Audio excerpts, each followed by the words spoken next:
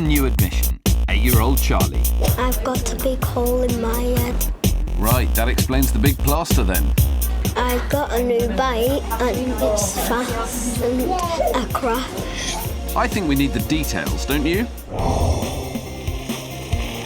Charlie was outside with his twin brother. I thought we were the only twins on this show. Afraid not, Xand. So they were trying a few tricks on their brand new bikes. But what's missing from this picture? Helmets? You got it. Anyway, they spotted a staircase and came up with a cunning plan. Oh, traffic lights. On your marks. Get set. They're not, are they? And go! That looks dangerous. Yes, and not surprisingly, Charlie lost control and went flying. Jumbo jet. Parachutist.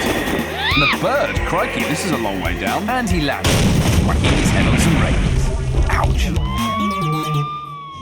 It was like rain dropping but in blood. Ew. Let's check out that holy head. Enter Dr. Omar Amin. Now then, young man, can you tell me what's happened to you today? I was playing outside on my bike and my handlebars turned and made me crash into this metal fence and I banged my head. How's your bike? It's good. Is it still in one piece? Hang on, this isn't a bike hospital. Let's get a look at that hole. Prepare yourself, everyone.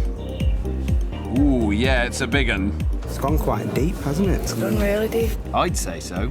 It's about 1.5 centimetres long, but it's really, really deep, and it's gone right down to his bone, and if you open up the cut, you can actually see down to his skull. To show you what Dr. Omar is talking about, there's some gross blood coming up. If you're squeamish, look away for 1 second now. Okay, all clear.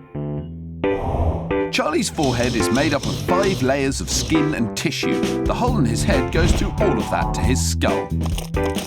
And did you know when you're born, your skull is made up of 44 separate bony elements? But as you grow, many of them join up to make solid bones, like the frontal bone. And that's what we can see in Charlie's injury.